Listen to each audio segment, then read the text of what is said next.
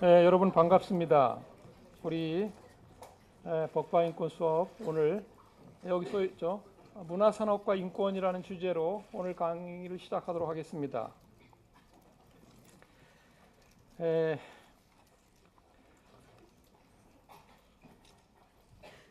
먼저 여기 패널 분들을 먼저 소개하고 그 다음에 이어서 오늘 수업 취지를 이야기하고 그렇게 하는 게 낫겠네요. 아무래도 우리 김재동 씨 인기가 너무 좋아서 그냥 넘어가 빨리 하는 게 좋을 것 같습니다.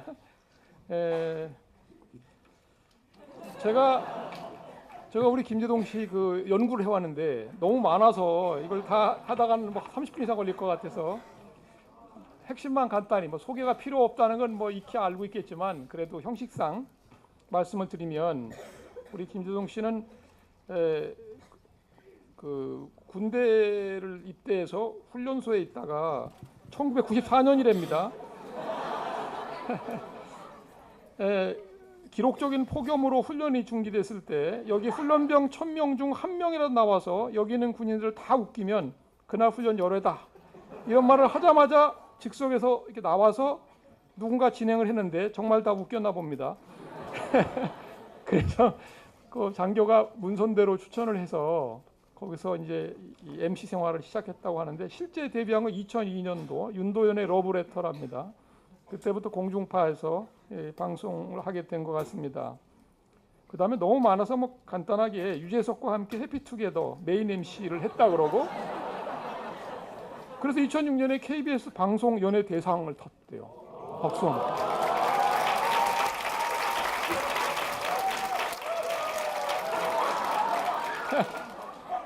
여러분이 다 아시는 힐링 캠프에도 진행을 한 바 있고 특히 2009년부터 지금까지 노 브레이크라는 이름으로 토크 콘서트를 200회 넘게 공연을 하고 있고 특히 2015년부터 여러분 잘 아는 JTBC 톡투유 지금 100회 넘게 진행을 했습니다.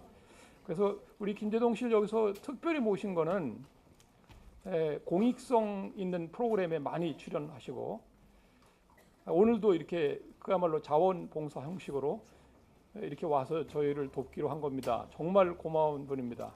박수 한번 다시 한번. 네. 그리고 그 옆에 계신 분은 그 윤신혜 씨인데 여러분 벌써 보면 금방 알 수 있죠. 뭐 하는 분인지. 네, 고등학교 시절에 패션 모델이 돼서 2000년부터 패션 모델 생활을 하다가 2008년도에는 미국 뉴욕으로 진출해서 지금까지 거기서 패션 모델도 하고 광고 모델도 하고 있습니다. 최근에는 그 코카콜라 모델을 했어요. 자, 박수로 환영.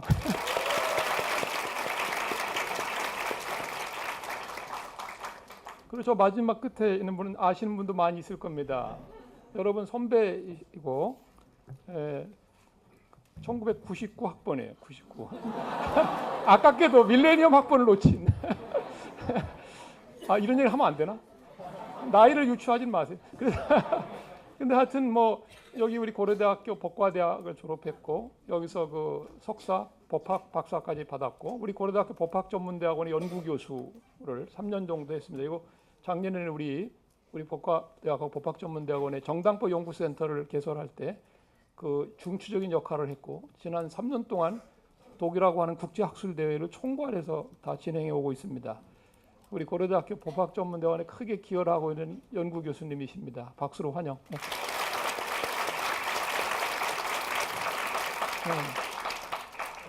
윤정인 교수님이에요. 윤정인 교수님이고 저는 소개 안 해도 알죠. 저는 김선택 교수입니다. 혹시 여기 또 오신 분들이 있는 것 같아서 저도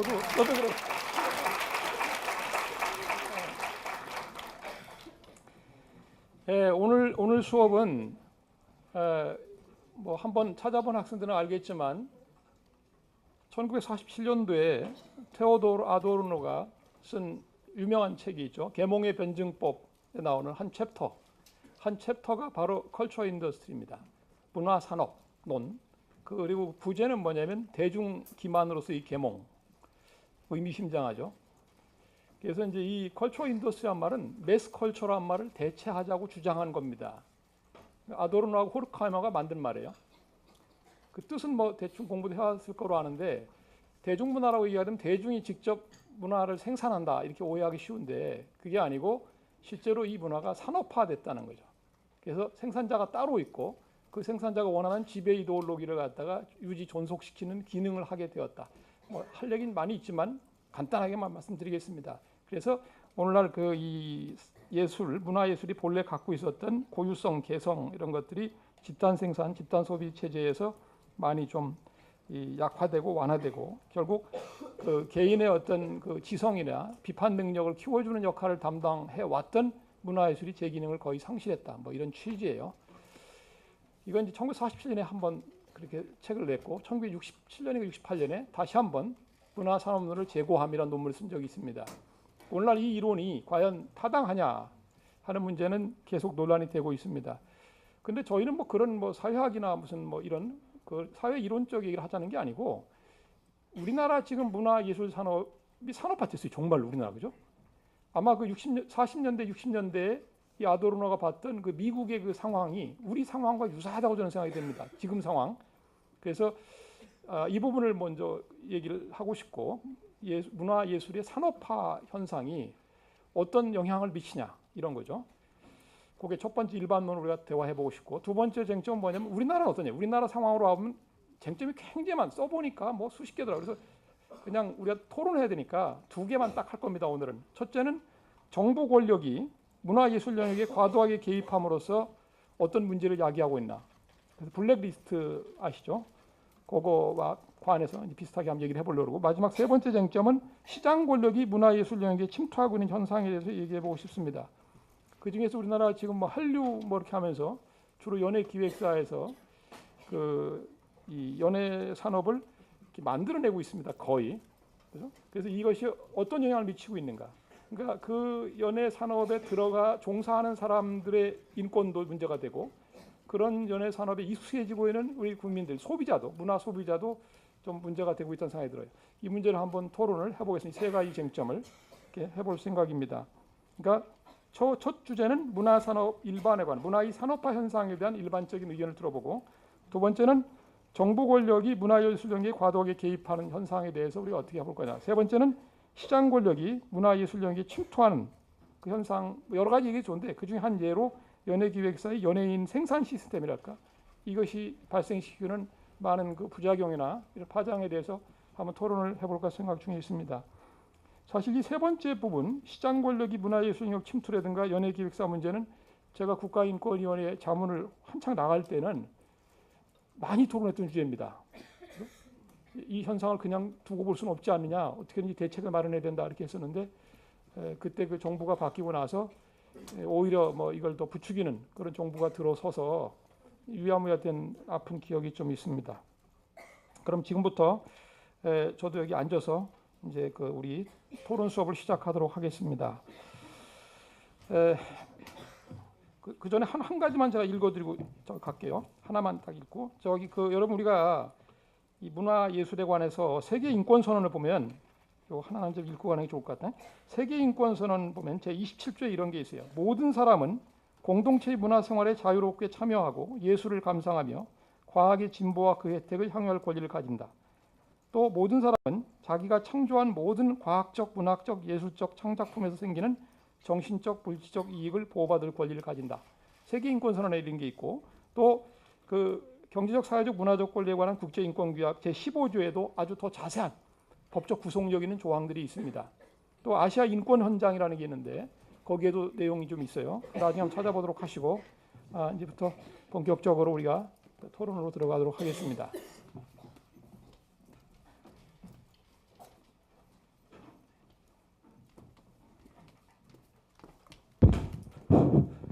자, 그러면 우리가 그 첫 번째 주제인데, 일단 여기 패널로 나와 계시니까 우리 김재동 씨는 꼭 말씀을 들어야 특별히 모셨으니까 말씀을 듣고 또 하신 말씀 한 마디씩 하고서 그다음 여러분에게 마이크를 주겠습니다. 여러분이 뭐든지 물어보든지 의견을 얼마든지 표명할 수 있습니다. 순서는 그렇게 할 겁니다. 이 세 정점에 관해서 패널이 한 마디씩 짧게 하고 여러분이 뭐든지 물어보거나 의견을 내고 대답을 하고 이렇게 진행하도록 하겠습니다.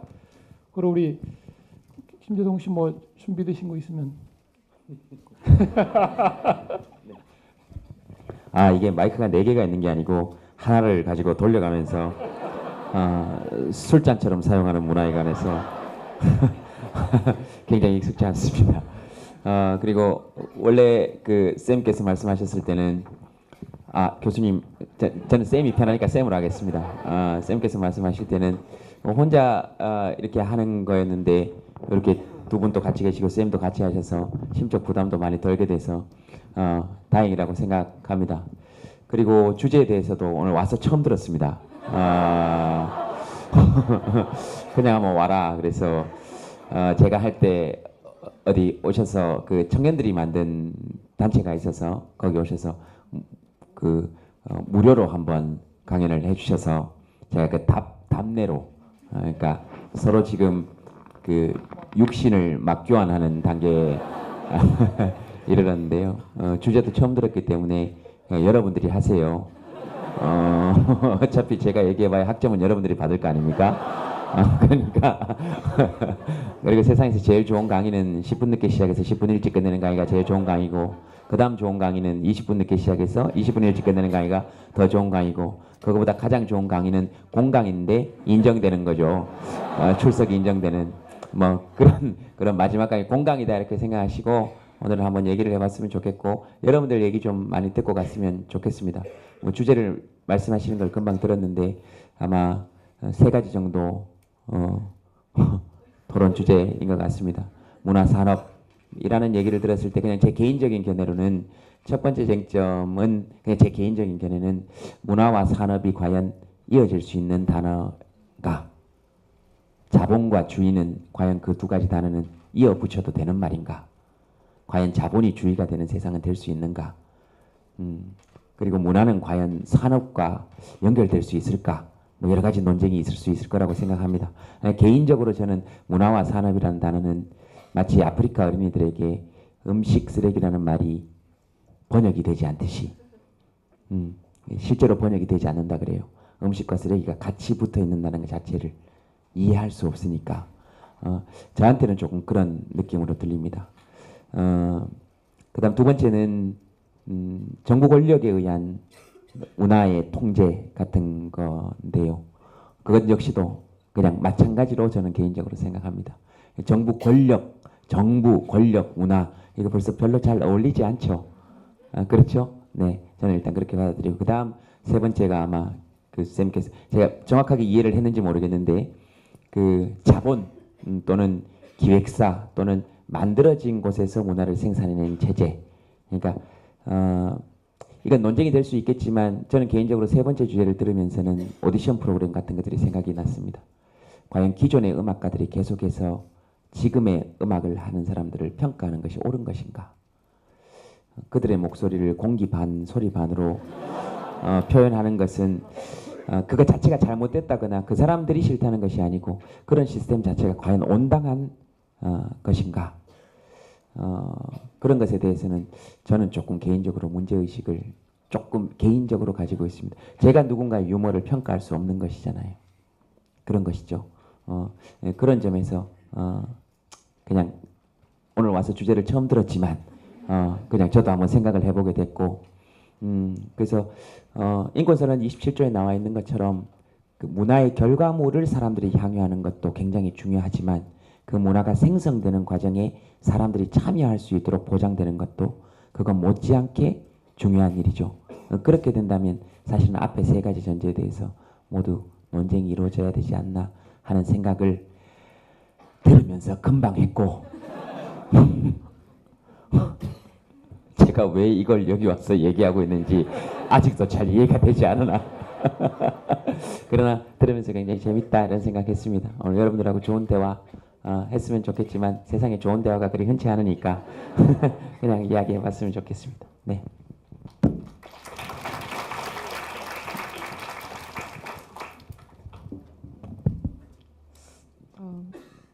사실 저에게도 문화산업이라는 개념이나 그 접근이 쉬운 것은 아닙니다. 사실 문화나 예술도 제가 지금까지 해온 학문, 특히 법학 과는 또 별도의 굉장히 전문적이고 굉장히 특수하고 창조적인 영역이라서 문화 자체에 대해서 이야기하는 것조차 굉장히 어려운데 그것도 어려운데 사실 지금 먼저 말씀하신 것처럼 문화와 산업이라는 단어가 함께 논의가 될 때는 훨씬 더 어려운 것 같습니다.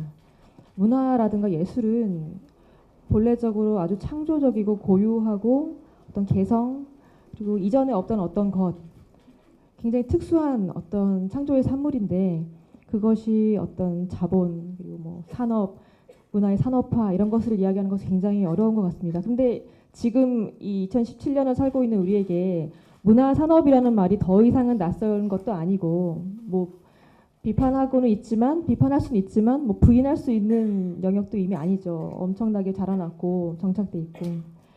근데 그렇지만 이제 과거의 아도르노가 47년에 그 대중문화가 산업화되는 현상을 포착하면서 굉장히 비판적으로 이런 여러 가지 문화의 산업화 현상을 비판했던 그 문제 의식, 물론 거기서 출발한 어떤 비판의 강도라든가 그런 점들이 조금씩은 지금 많이 시간이 지나면서 바뀔 수도 있겠지만 사실 거기서 포착했던 그 문제 의식은 여전히 남아 있는 것 같습니다.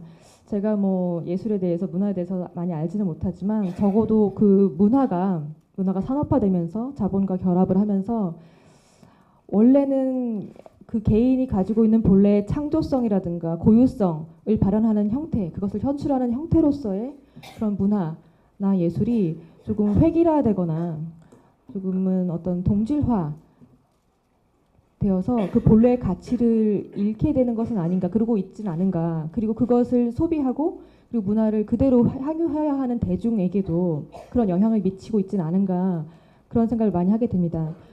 정부 권력에 의한 문화 예술 영역의 침투라든가 그리고 자본 권력에 의한 영향이라든가 오늘 시간 많은 이야기를 하게 될 텐데요.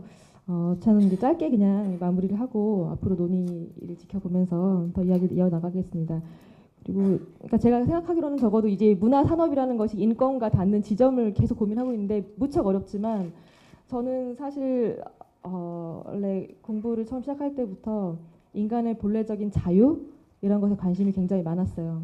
일반적인 자유에 대해서 석사 논문을 쓰다가 문제가 구체화되면서 이런 논문을 이제 쓰게 됐는데 자유 그리고 인간의 본래적인 자유를 억압하는 일체의 형태, 그 인간을 어떻게든 유도하려고 하고 인위적으로 교육하거나 아니면 주조하려고 하는 인위적인 형태에 대해서 굉장히 이제 비판적인 입장이거든요. 그런 입장에서 봤을 때 오늘날의 그 산업화되어서 획일화되고 어떤 정말 자본의 논리에 의해서 많이 변질된 본래 순수성을 잃게 된 문화의 어떤 본질, 본래적인 어떤 요소로부터 많이 이탈된 문화가 어떻게 보면은 그 문화 예술을 만들어내는 창조자뿐만 아니라 문화 예술을 향유하게 되는 우리 대중, 일반 시민들, 문화 소비자들의 인격에도 많은 영향을 미치고 있지 않은가 그런 고민을 많이 하고 있습니다. 저는 그냥 짧게 여기서 마무리하겠습니다.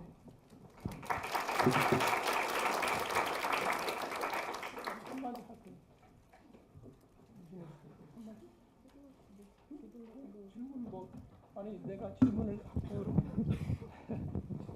아니 우리 저기 윤신혜 씨는 여기 모신 거는 미국에서 활동하고 있기 때문에 한국에서 겪었던 거하고 미국에서 겪었던 게 조금 다른 부분이 어딘가 뭐 이런 그 경험담을 좀 듣고 싶어서 모셨습니다. 근데 아마 제가 뭐 처음 질문을 하나 준 거는 그 너무 이게 문화가 획일화되잖아요, 그죠? 스탠다드가 있고 자꾸 이 국가빵 찍어내듯이 자꾸 찍어내고 그럼 우리 그 문화 향유자들 거기에 막 익숙해져가지고 그런 것만 찾고 그러다 보니까 이게 뭐 좀 이상하지 않습니까? 너나 없이 구별도 잘 안 되고 뭐 이런 게 좀 심해지고 있는데 그런 현상에 대해서 어떻게 생각하는지 한번 얘기 좀 들어보고 싶습니다. 어떻습니까? 네.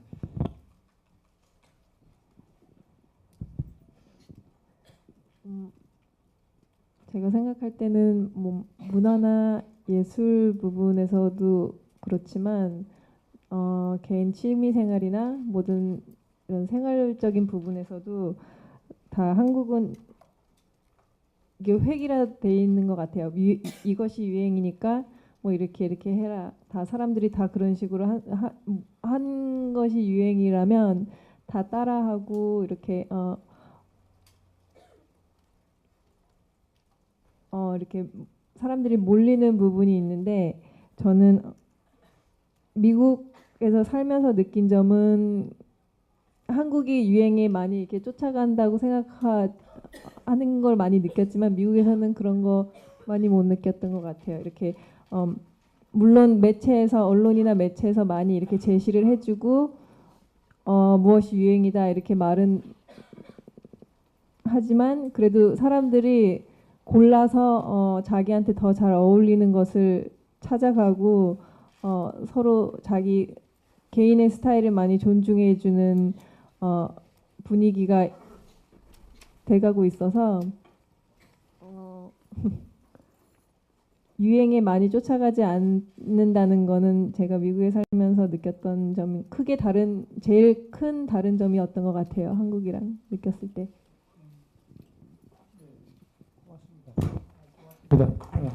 박수 한번 주시고요. 뭐 우리 김재동 씨 한번 보탤 말 있습니까? 아니 마이크를 뺏으려고 그랬잖아요. 네. 네. 저는 오늘 그냥 여러분들 말을 좀 많이 그냥 듣고 싶었고요.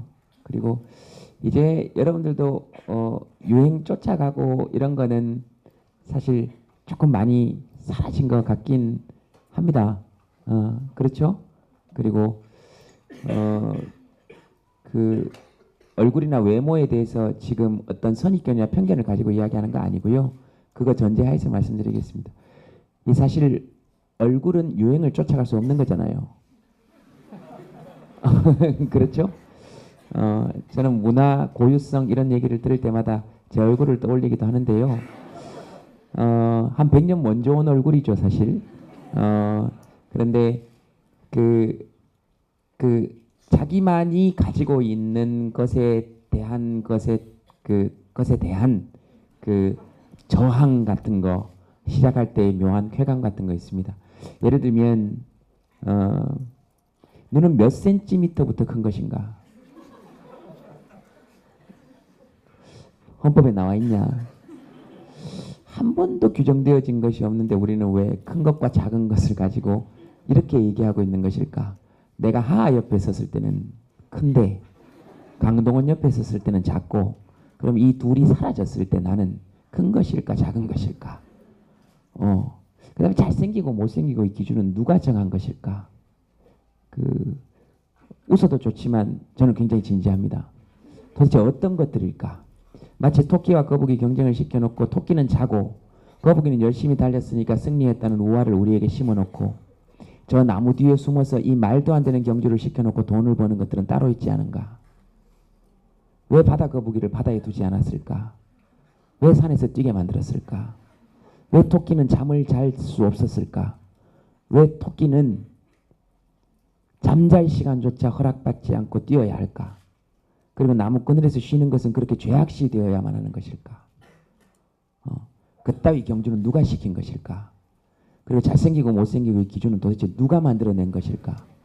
과연 키가 큰 것은 원시 시대에나 필요했을지 모르겠지만 높은 곳에 있는 과일을 따지 않아도 되는 지금, 냉장고 문이 여기 달려있는 지금, 과연 키 큰 것들의 효용성은 지속되어야 하는 것인가?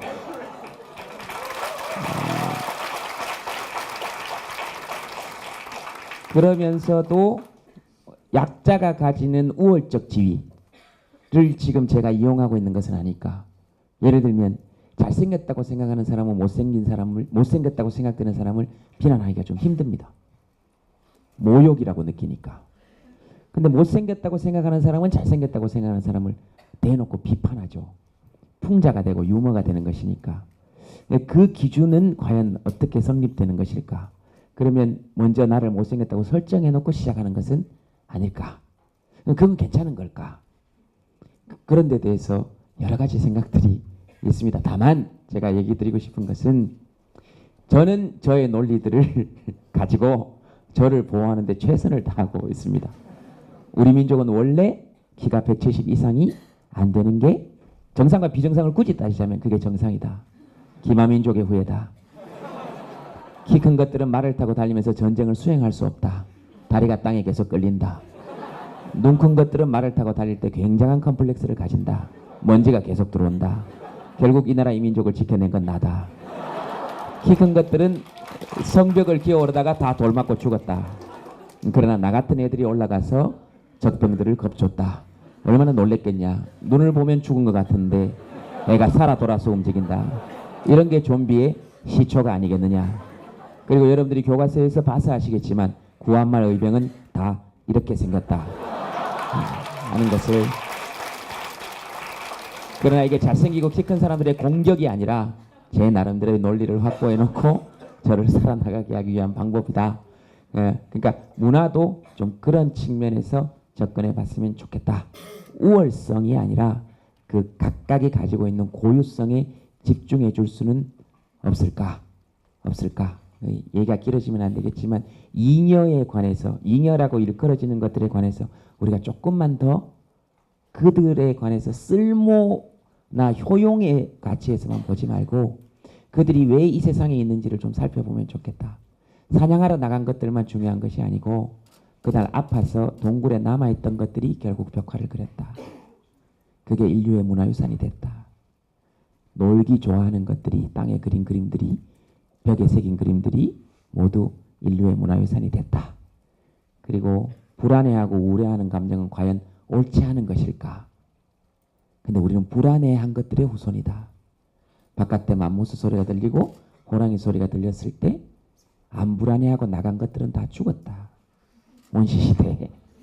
근데 뭐지 하고 떨었던 사람들의 후손이니까 우리의 불안과 우울은 우리 생존의 증거일 수도 있겠다. 그렇게 잉여로 남겨진 감정이나 잉여로 남겨진 사람이나 또는 잉여라고 일컬어지는 것들에 대한 주목을 다시 한번 해보고 싶은 것이 제가 가지고 있는 문화에 대한 생각입니다. 네.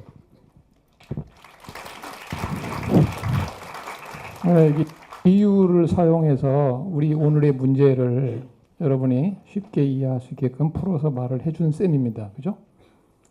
무슨 말인지 알죠? 자, 이제부터는 이제 여러분의 시간입니다.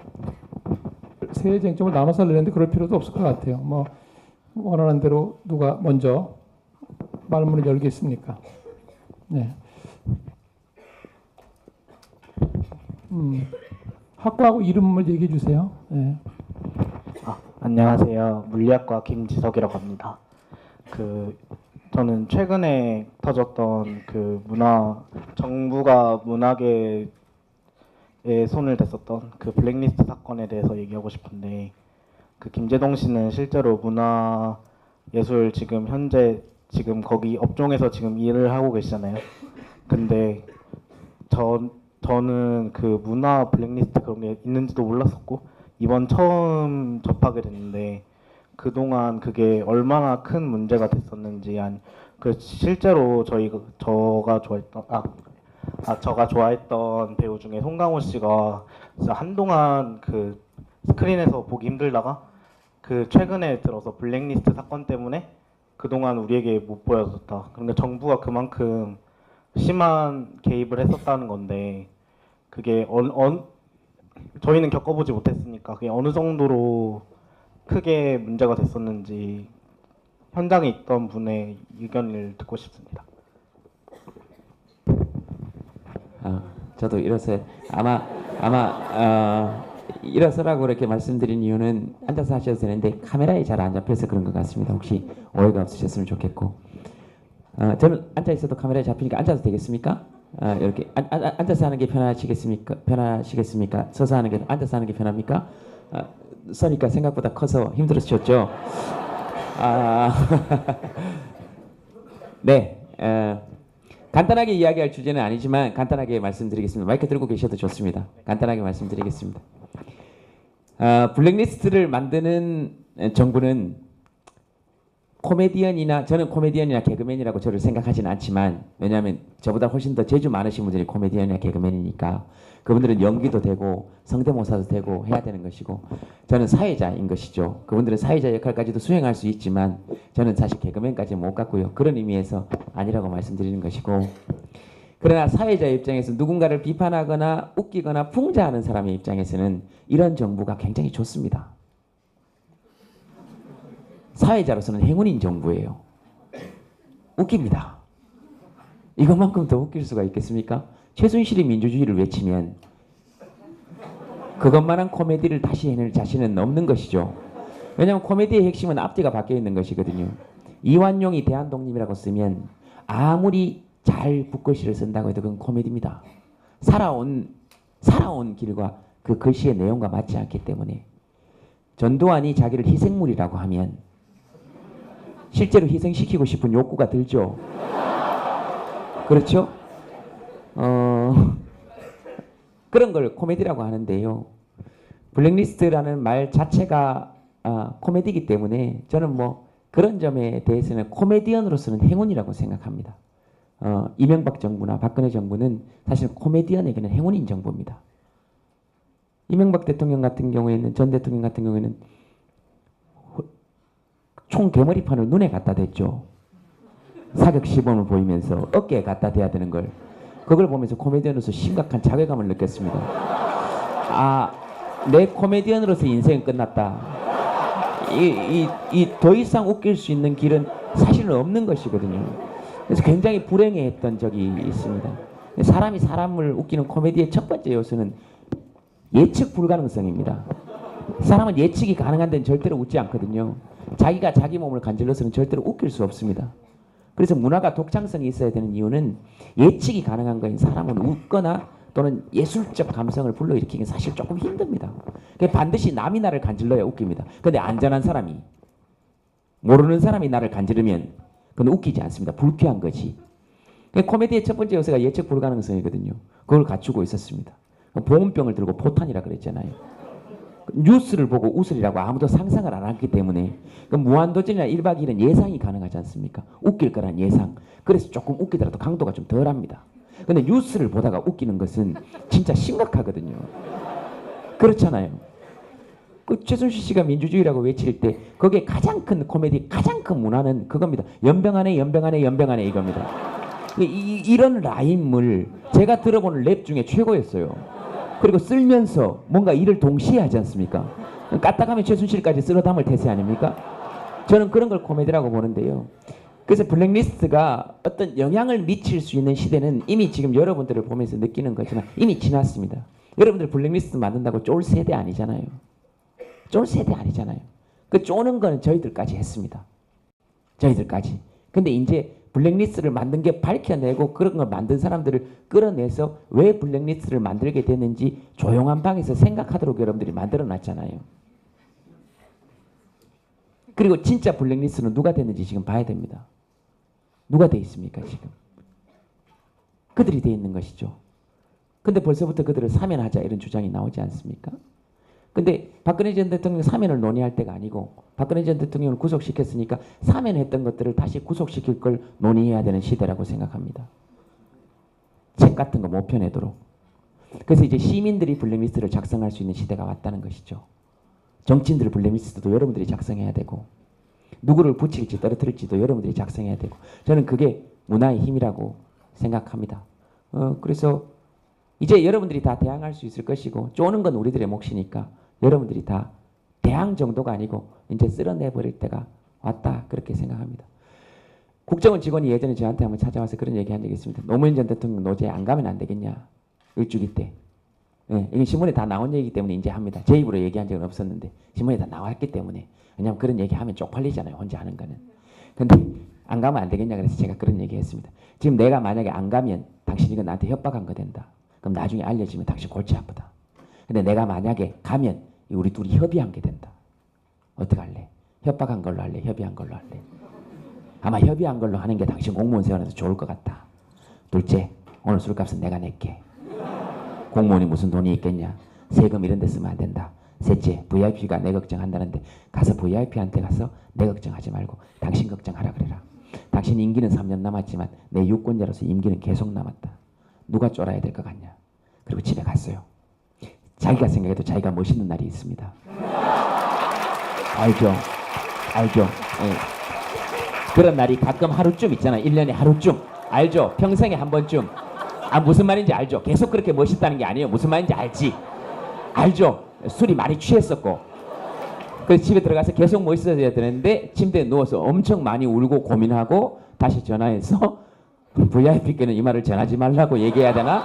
이런 여러 가지 생각들을 했던 게 기억이 나요. 이게 블랙리스트하고 무슨 상관이 있느냐?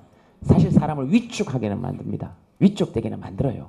그러나 그 위축에 굴복할 수 있는 시대 지나가고 있고 뭐 여기 쌤이나 여러 사람들 때문에 지금 그 장애물들을 치우고 있고 여러분들은 이제 역으로 힘 있는 것들을 블랙리스트에 올릴 수 있는 진짜 힘이 누구에게 있는지를 논의할 수 있는 그런 시대에 있다고 생각합니다.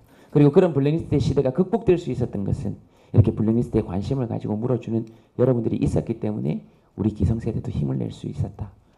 그런 생각, 고마운 생각 함께 전합니다.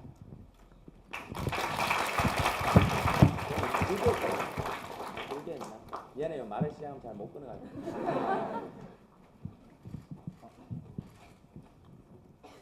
예.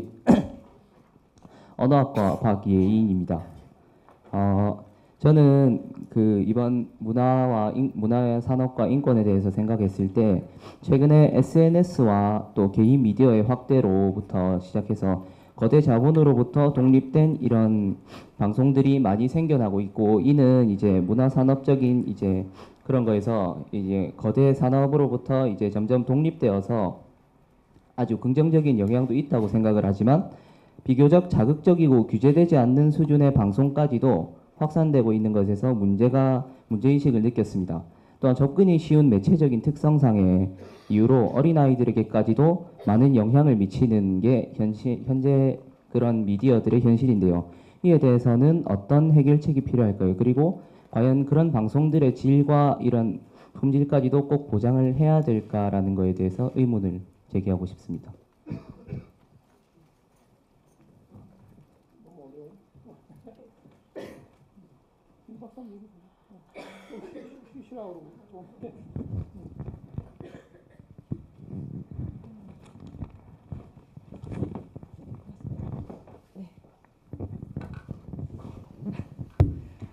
예, 제가 많이 알지는 못하는데 예, 과거에 분명 일방향적 매체에 의해서 대중이 그냥 속수무책으로 영향을 받는 수용자, 소비자, 일방적인 수용자 입장이었었다면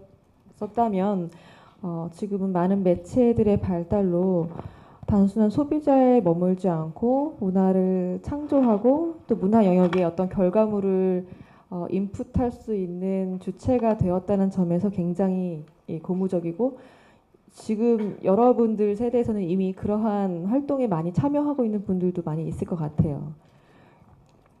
그래서 그런 부분은 어떤 문화 영역에서의 다양성 그리고 문화 영역의 주체적인 참여 어떤 민주주의의 관점에서 봐도 굉장히 고무적인 현상인데 과거에도 그랬지만 일방향적인 매체에서도 있었던 문제지만 이렇게 어떤 문화적 산출물들이 다양해짐에 따라서 더 자극적이고 내지는 어떤 걸려지지 않은 너무나 자극적이고 폭력적인 생산물들도 많이 유포된다는 점은 정말 큰 문제라고 생각을 합니다. 우리가 언론의 다양성이라든가 정말 다양한 매체의 중요성을 민주주의 얘기를 하지만 또 요즘에 최근에 많이 문제가 되고 있는 것은 또 페이크 뉴스 같은 문제 아닙니까? 정말 저 굉장히 심각한 문제라고 생각하는데 그렇다고 해서 언론 매체를 설립하거나 활동하는 자유를 또 많이 규제를 하면 또 언론 시장에 위축이 생기고 또 언론의 자유가 많이 침해되고 이건 굉장히 딜레마라고 생각을 해요.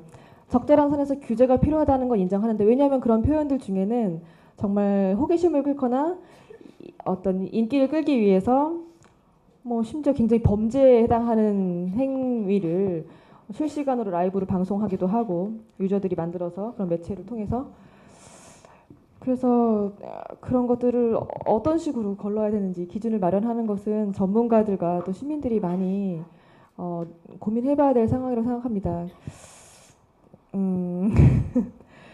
근데 가급적이면 민주주의 국가에서 가급적이면 모든 표현의 다양성을 가능한 한 그 누구를 해치지 않은 이상은 보장을 해줘야 될 텐데 어떤 정말 최소한의 마지노선 그런 것들을 우리가 설정해야겠죠. 논의를 통해서 설정해야 될 텐데 어쨌든 간에 그러한 명목으로 국가 권력이 다시 언론이라든가 표현의 자유에 대한 과도한 개입을 정당화하는 그 논거로 작용하지 않도록 우리가 감시를 또 해야 될 것 같습니다.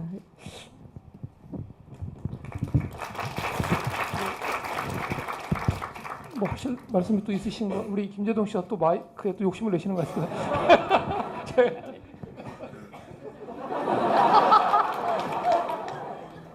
저는 그냥 성함이 어떻게 되십니까? 예인 씨 의견에 대해서 다른 학생이 어떻게 다른 분이 어떻게 생각하시는지 한 분 정도만 얘기를 들어봤으면 좋겠어서. 그러니까 방금 예인 씨 말씀하신 거에 대해서 다른 분이 어떻게 생각하시는지 거기에 대해서 혹시 하실 말씀 있으시면. 네.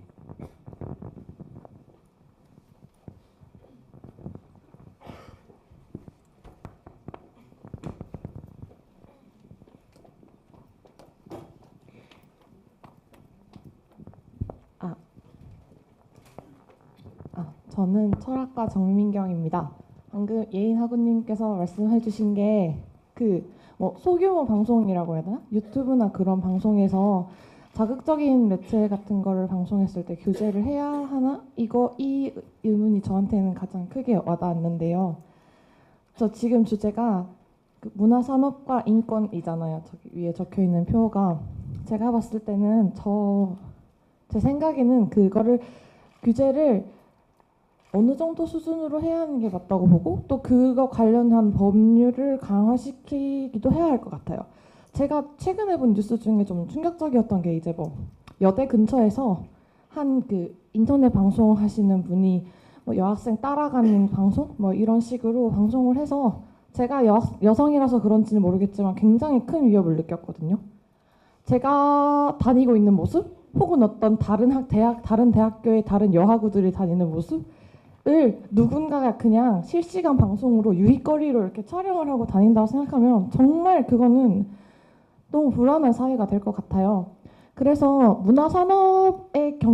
문화가 이렇게 발전을 하고 그러려면 저희가 생각하고 있는 그런 뭐 방송이라던가 방송을 시작한다던가 그런 게 예전에는 TV에서만 가능해서 이게 굉장히 어려운 일이고 또 어느 정도의 자격을 갖춰야 하는 일이고 이런 식으로 생각을 해서 문화산업의 발전이 더디게 될 수는 있어요. 근데 지금은 매체의 발달로 뭐 유튜브 스트리밍이라던가 트위치 스트리밍 같은 경우로 누구나 그 프로그램에 대한 지식만 어느 정도 갖추고 있으면 방송을 할 수가 있어요. 또한 사람들이 개성이 좀 많아짐에 따라서 서로 이렇게 관심 분야가 많아지기 때문에 뭐 게임을 좋아하는 분은 게임으로 스트리밍을 하고 뭐 예를 들면은 뭐 애완동물 키우시는 분은 자기 동물 같은 걸 촬영해서 올리기도 하고 그러잖아요.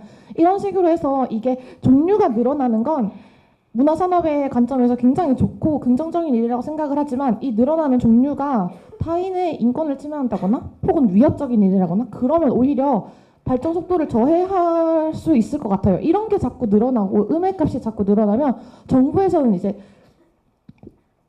이렇게 전체적으로 이런 방송의 규모를 낮추도록 할 수밖에 없거든요. 그렇기 때문에 우선은 이런 좋지 않은 방송에 대한 규제를 강화를 해야 할 것 같고 좋은 쪽은 좀 살려서 그러는 게 아마 문화 발전 그러니까 개인의 취미가 이렇게 산업이랑 결합이 됐을 때 문제가 없을 확률이 높지 않나 그렇게 생각합니다.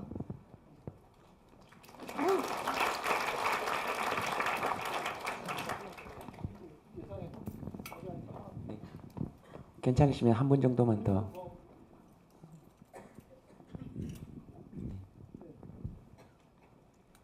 그리고 문화의 다양성을 논하기 전에 마이크 전달해 주시는 분의 다양성을 조금 확보해서 혼자서 너무 고생하시는 것 같은데 거리가 꽤 긴데 지금.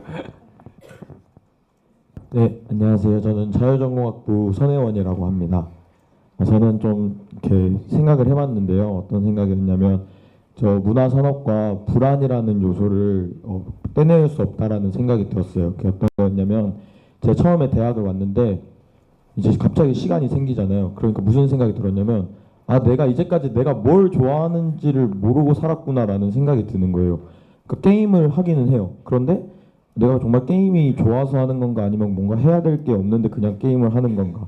그리고 영화를 보러 가는데 그러니까 데이트를 하니까 그냥 영화를 별로 보고 싶지 않았거든요. 근데 그냥 데이트니까 영화를 보러 가는 게 정형화 돼 있으니까 이렇게 가는 건가? 그러니까 이런 생각이 드니까 내가 뭘 좋아하는지 모른다는 생각이 드는 거예요.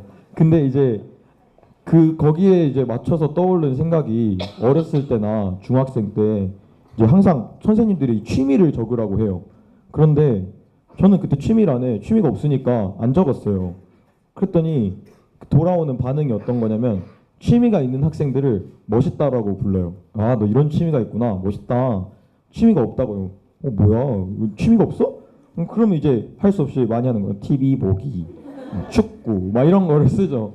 근데 이제 왜 그렇게 됐을까를 생각해 봤을 때 아까 그 문화산업에 대한 논문을 쓰신 분이 거기에 이제 문화산업의 본질이 동일성이다라고 써놓으셨더라고요. 근데 그 동일성이 왜 생겼을까를 생각해 봤을 때 뭔가 내가 남들과 다르고 이러면 불안하잖아요. 그러니까 그냥 남들이 다 하는 거 한다고 밖에 쓸 수가 없는 거예요. 왜냐하면 내가 뭔가를 좋아한다고 생각해 보기에는 그만한 시간적 여유가 없거든요.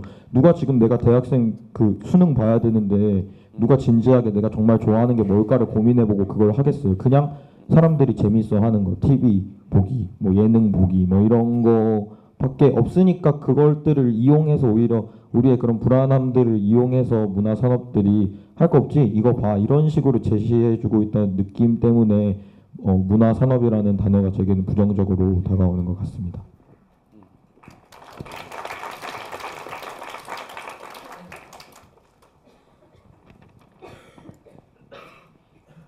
저 질문해도 될까요? 여기.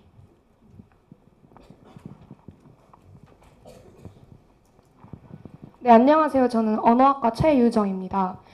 저는 모델 윤신혜 씨와 김재동 씨 모두에게 질문을 드리고 싶은데요. 저는 자본주의 사회에서 외모가 능력으로 평가받기도 한다고 생각을 합니다. 물론 저 또한 김재동 씨처럼 건강한 자기 자아를 위해 이제 자기 보호 마인드로 살고 있습니다. 뭐 무쌍의 세대가 왔다, 눈 작은 사람의 세대가 왔다 이러면서 맨날 주장하고 다니지만 그렇지만 네. 저는 앞으로 개인적으로 그렇게 안 돼야 된다고 생각하지만 무쌍이든 쌍꺼풀이든 동등한 권리를 누려야 된다고 생각하지만 저는 개인적으로 앞으로 10년 이내에 반드시 두고 보세요. 쌍꺼풀이 있는 것들이 없애는 수술을 하는 날이 올 거라고 생각합니다. 근데 이제 저도 떡볶이집에서 그냥 떡볶이를 먹다가 근데 아줌마가 뭐 학생은 고대까지 갔으니까 이제 쌍수만 하면 되겠네 뭐 이런 소리도 듣고 굉장히 뭐 객관적인 보편적인 미의 기준에 의해 폭력을 당했다고 생각했던 경험이 되게 많은데요. 이런 것들이 그냥 마냥 소개팅이나 미팅에서의 뭔가 아직 한 번 나가본 적은 없지만 그런 거에서의 결과를 넘어서 취업이나 진로의 결정적 순간에도 영향을 미친다고 생각하면 전 정말 가슴이 아파요. 그래서 정말 이제는 진짜 자기애가 물론 제가 굉장히 강하던 사람이었지만 슬슬 고민이 되기도 합니다. 이러한 외모지상주의가 첫 번째 불가피한 것인가, 또는 두 번째 바뀔 수 있는 것인가, 세 번째 내가 바뀌어야 하는 것인가, 이러한 질문들이 막 생기는데요. 저는 오늘 컬처 인더스트리 앤 휴먼 라이츠라는 주제에 맞춰서 이런 저의 직업권이 내가 태어난 얼굴로서 차별을 받는다면 문화 산업이 정말 인권 침해로 이어지는 것이 아닌가라는 생각이 들어서 다시 한번 그 세 가지 질문을 드리고 싶습니다.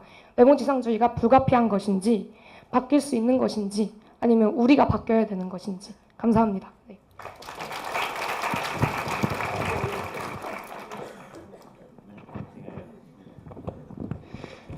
그 성함을 제가 한번 여쭤봐도 되겠습니까? 제가 금방 들었는데. 네, 마이크 좀 잡고 계시겠습니까, 유정 씨? 네, 마이크 잡고 계세요. 뭐, 토론인데 뭐. 사실은 저는 이걸 하면서 제일 먼저 드는 생각은 쌤이 참 부럽다 이런 생각이 들었습니다.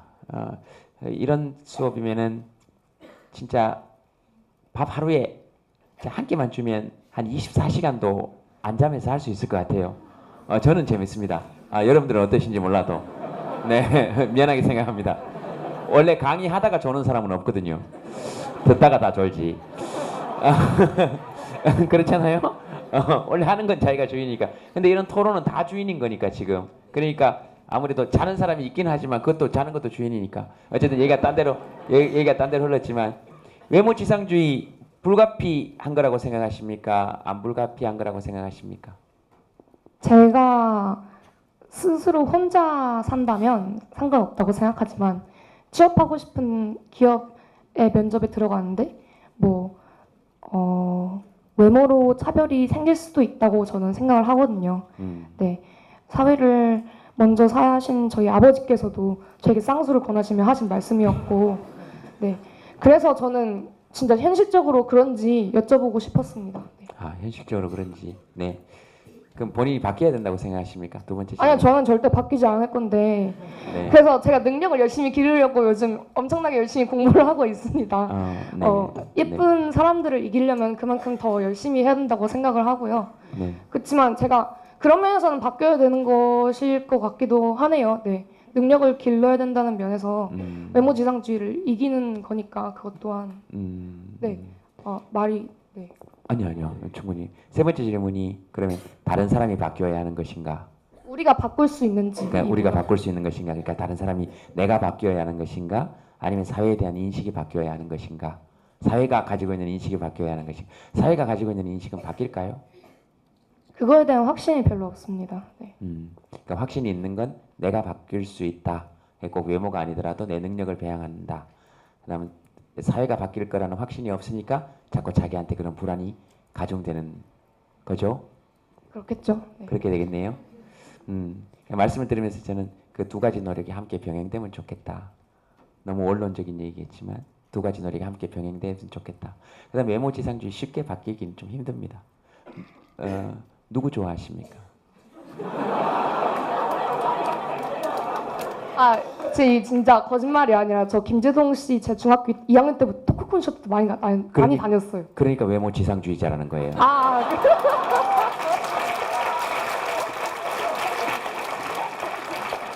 굉장한 외모지상주의자입니다.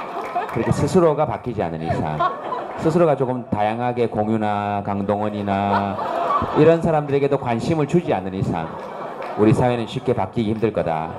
이런 생각하면서 저는 마무리 짓겠습니다.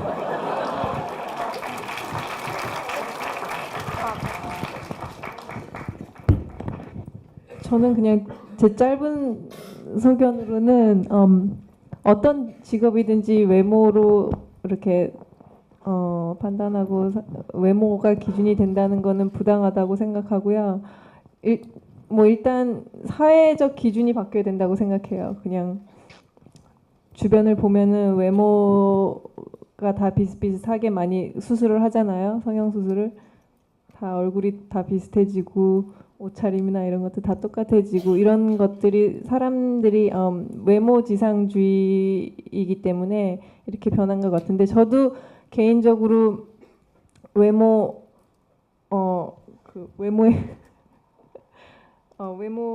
스트레스를 많이 받았어요. 모두 이렇게 다 똑같이 수술을 해야 되고 뭐 이런 거를 한국에서 활동을 했을 때 요구를 많이 받아서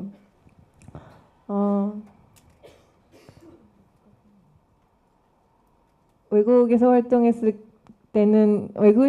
때는 전혀 그런 말을 듣지 못했거든요. 그냥 자기 개성이 더 중요하고 뭐 어떤 사람 하나 개성, 성격 이런 걸 더 중요시하게 생각하기 때문에 사회적인 기준이 바뀌어야 된다고 저는 생각합니다.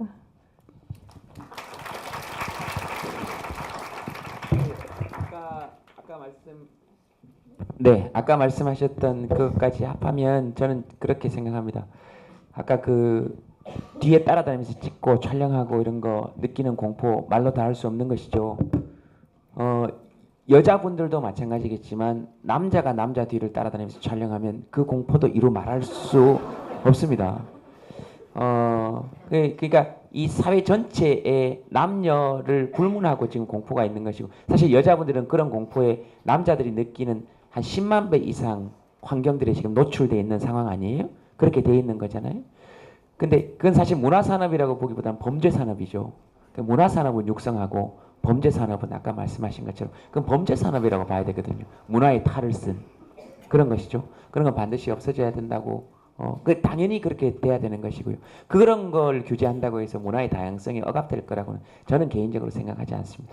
오히려 문화의 다양성이 확장될 것이고 아까 말씀하신 것처럼 지금 말씀하셨지만 모든 영역에 있어서 외모에 대한 것들이 그 외모 지상주의나 이런 것들이 사라지기에는 사실 솔직히 말씀드리면 우리도 마음속 깊은 곳에 보면 우리 안에 있는 것들이 있죠. 그러나 그런 것들을 함부로 외부로 드러내서 다른 사람을 공격하는 데 쓰는 것은 저는 단호하게 우리 함께 모두 싸워 나가야 된다고 생각해요.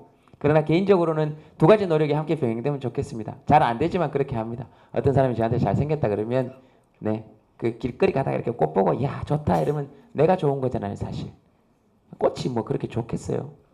와 꽃 좋다 이러면 내가 좋지. 근데 꽃이 뭐 있다 그래 생겼어 이러면 사실 꽃은 별로 영향은 없어요. 내 기분이 더러운 날이지. 그래서 누가 저보고 잘생겼다 그러면 오늘 저 사람 기분이 좋구나. 별로 흔들리지 않아요. 네, 그런구나. 누가 못생겼다 그러면 아이고 지가 오늘 날이 안 좋은 날인가 보다. 이걸 병행해 나간과 동시에 직장에서 또는 공적인 영역에서 그런 차별이 발생했을 때는 함께 싸워야 되는 거예요. 그 두 가지가 함께. 나를 되게 좋아하고 나를 아끼는 마음만 가지고도 살 수 없는 것이고 근데 그것도 중요한 것이니까 이게 병행된과 동시에 공적인 차별에 대해서는 함께 싸워야죠. 대놓고 무슨 뭐 너 못생겨서 안 되겠다 이러면 기준이 있냐 물어보고 판례를 물어보고 도대체 헌법 어디에 그런 구절이 나와 있냐 물어보고 이거 헌법 10조의 행복추구권을 침해한 거 아니냐. 그 다음에 입사 원서에 사진 못 붙이게 해라. 나아가서는 성별도 기재 못하도록 해라. 이렇게 우리가 함께 싸워 나가는 거죠. 뭐. 그리고 블라인드 테스트 같은 거 하고 그다음 압박 면접 이런 거 보면 함께 전부 다 5명 일어나서 이따위 면접 못 보겠다 그러고 나오고 니들 회사 총수도 압박 면접 받으니까 버벅거리던데 무슨 말도 안 되는 소리를 하냐 그러고 그런 사람이 총수를 해도 기업이 됐고 그런데 뭐 뭔 얘기를 하냐 지금 구속되니까 주가는 더 오르는 거고 지금 뭐 그런 얘기하면서 함께 뛰쳐나올 수 있어야 된다고 생각해요. 다 나올 수는 없겠지만 그러면 또 다 나오면 그 뒤에 몇 명 또 우리가 하겠습니다 하는 사람들이 또 있거든요. 네, 그런 애들 같이 씹어가면서 또 그러면서 함께 나아가지 않을까 하는 생각은 얘기 들으면서 그냥 들었어요. 어쨌든 우리가 기댈 수 있는 건 사실 쌤이나 저나 여기 다 우리가 기댈 수 있는 건 여러분들밖에 없어요. 우리가 왜 공짜로 와서 이런 거 하는 줄 아세요? 여러분들한테 잘 보여야 우리 노후가 편하기 때문에 그래요.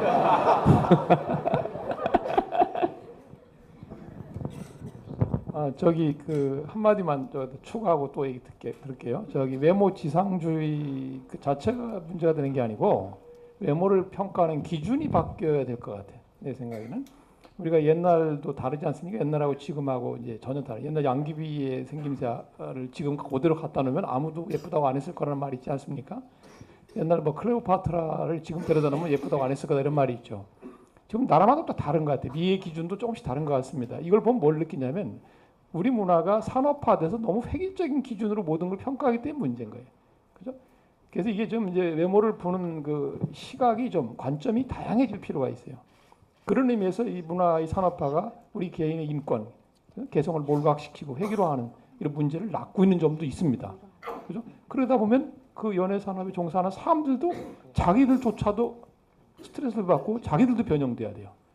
서로 안 좋은 거죠. 서로 안 좋아요. 그죠? 그러니까 이런 점을 생각해 보면은 뭐 저는 개인의 노력보다는 사회의 그 인식 시스템을 좀 변경시키기 위해서 우리가 같이 노력을 좀 해줘야 한다 이런 생각이 좀 듭니다. 자, 그럼 또 다른 말씀 얘기해 보세요. 마이크 있는 사람. 안녕하세요. 그 자유전공학부 이시온이라고 합니다. 저는 그 문화산업과 인권이기 때문에 그러니까 인권적인 면에서 조금 더 생각을 해봤는데요. 아닌가? 그러니까 저는 자본주의 사회, 그러니까 자본주의가 성장해 나가면서 그 제품이라는 게 변화했던 모습을 그 문화산업에서 문화가 비슷하게 따라갈 거라는 생각이 조금 들었어요. 처음에는 이제 그 아프리카에서 음식물 쓰레기가 번역이 안 되는 것처럼 사람들이 재화가 없어서 사용을 못했었던 것처럼 문화라는 게 이제 일부 계층만 향유하는 것이었는데 문화산업이라는 게 어느 정도 양면성을 가지고 있지만 더 많은 사람들이 대다수의 사람들이 어떻게 보면 문화라고 부를 수 있는 것을 향유할 수 있게는 만들어줬다는 부분에서 인권적인 부분에서도 긍정적이라고 생각을 하는데요. 또 그 반대로는 그러니까 산업사회가 발전하면서 그 기성복이랑 맞춤 양복이 마치 상류층과 하류층을 갈라놓는 것처럼 문화산업에서도 그런 대중문화라고 불리는 그런 생산되는 문화와 그런 고급 문화 막 뮤지컬 이런 거 보기 힘들잖아요, 비싸서. 그러니까 그런 것들이 하류층과 상류층을 이렇게 양분화시키는 것이라는 생각이 들었어요. 그러니까 상품이 그 다음에는 이제 뭐 새 4차 산업혁명 이러면서 새로운 국면을 맞이하잖아요. 그러니까 문화가 이제 그런 모습을 따라갈 거라고 보기는 하거든요. 그러니까 양면성을 가지고 있다고 생각을 해요, 저는. 그러니까 그렇게 막 대중을 막 우매하게 만드는 그런 것이라기보다는 조금 이제 그 변화하는 과정의 중간에서 긍정적인 모습도 보이고 부정적인 모습도 보이는 과정이라고 생각하는데 그거에 대해서는 이제 어떻게 생각을 하시는지.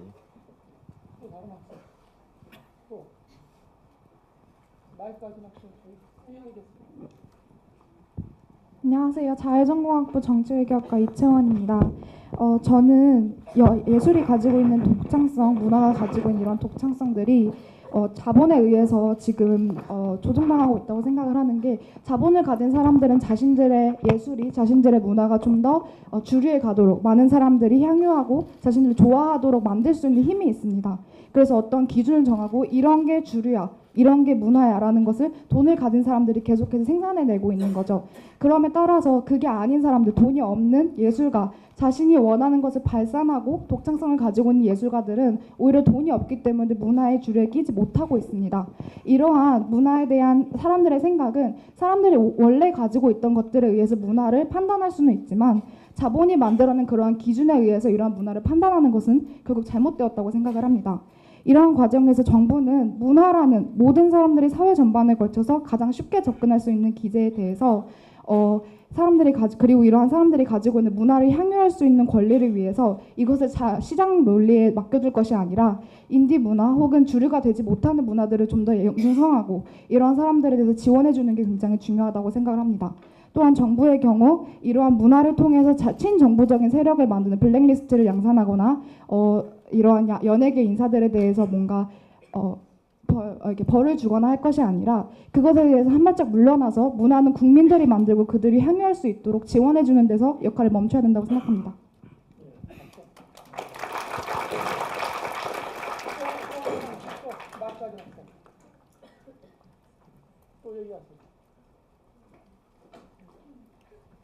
어디 있어요?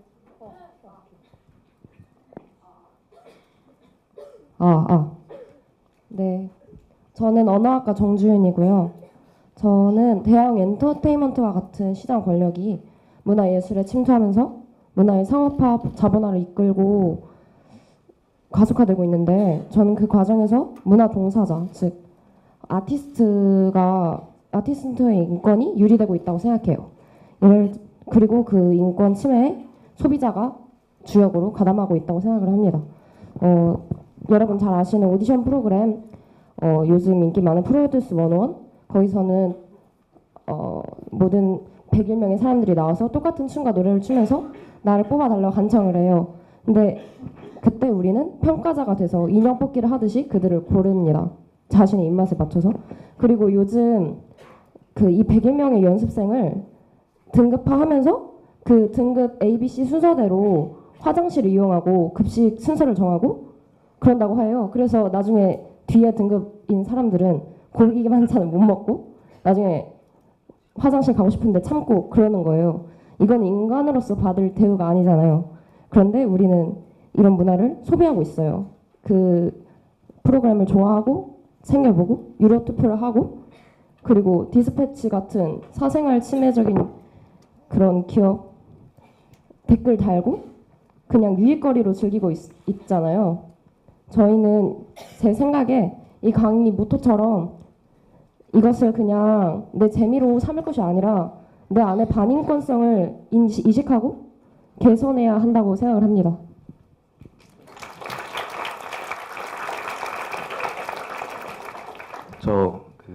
마이크 들고 있어서. 네, 자유전공학부 김민규라고 합니다. 지금 다들 막 생각들 얘기하시고 계신 것 같은데 전 질문이거든요. 저 한 중학교 때부터 항상 궁금했던 건데 디스패치 관련된 질문이거든요. 그 항상 이제 1월 1일이나 아니면 정부에서 큰 일이 났다라고 하면은 열애설 같은 걸 팡 하고 터트려 버리잖아요. 그래가지고 근데 이제 댓글들에 항상 보면은 아 또 정부에서 무슨 일 터졌네 이런 식으로 달려요. 그래서 문화산업에 종사하고 계시는 분으로서 이걸 실제로 정부의 개입으로 생각하시는지 궁금하고요.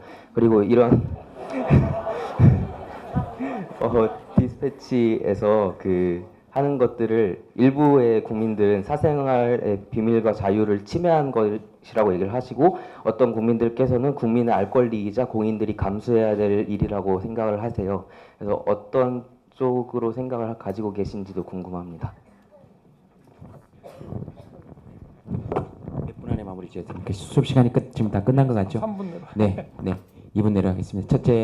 첫째는 정부가 개입했는지에 관해서는 정부가 정말 깊숙이 개입했다면 그때 연애를 시켰겠죠. 더 문제는 그때 그 기사를 터뜨린 게 아니고 그 두 사람이 연애할 수 있도록 만들었다거나 너희 둘이 연애를 하라고 얘기했다거나 뭐 그렇게까지 개입한 것 같지는 않아요. 제가 정부 관계자가 아니라. 그 다음에 했더라도 들켰다면 무능한 것이죠. 근데 보통 개입하고 난 다음에 지금 들키고 있잖아요. 저는 그게 더 큰 문제라고 생각합니다. 개입하면 안 되고 개입했다면 들키지 말아야 돼요. 그런 것이죠. 만약에 개입하면 안 되는 것이지만 그 다음에 두 번째 문제는 실제로 정부가 개입했는지 안 했는지 그것까지는 제가 알 수 없으나 그건 우리가 국민들이 물어봐야 될 거라고 생각해요. 두 번째 문제하고 연관지으면 국민의 알 권리는 그럴 때 통용되는 거예요. 정말 공인들에게. 공인은 제 개인적인 기준으로 그렇습니다. 세금 받고 일하는 사람이에요. 연예인들은 공인의 범주에 포함시키면 안 된다라고 저는 개인적으로 생각합니다. 도덕적으로 지탄할 수는 있어요. 그건 우리 자유니까 할 수 있으나 공인으로서의 책임을 지금 정치인 청문회 하는 것보다 더 이들에게 묻는 것은 사실은 진짜 물어야 될 사람들을 은폐하기 위해서 정부가 하고 있는 일이라고 생각해요. 저는 그런 점에서 정부가 개입하고 있다고 생각하는 거예요. 국무총리나 대통령에게 도덕성을 물으면 정치적이라고 이야기합니다. 니들은 공부나 해라 그래요. 그러나 연예인 음주운전에 대해서 비난하면 누구도 거기에 대해서 비난하지 않아요. 그게 잘못됐다는 것이 아니고 진짜 물어야 될 사람들에게 묻지 못하도록 앞에 방패 세워놓고 있다는 거예요. 저는 그런 점에서의 정부의 개입이라고 생각해요. 진짜 물어볼 사람들에게 물어볼 수 있어야 된다고 생각해요. 돈 22조 어디 썼니? 정말 강바닥에 다 쏟아부었니? 그리고 세계 최초로 물고기 중에 익사한 게 있다던데 로봇 물고기라는데 맞니? 이렇게 물어볼 수 있어야 된다고 생각해요. 왜냐면 그건 우리 돈이니까. 물고기가 익사했다면 말이 안 되는 거잖아요.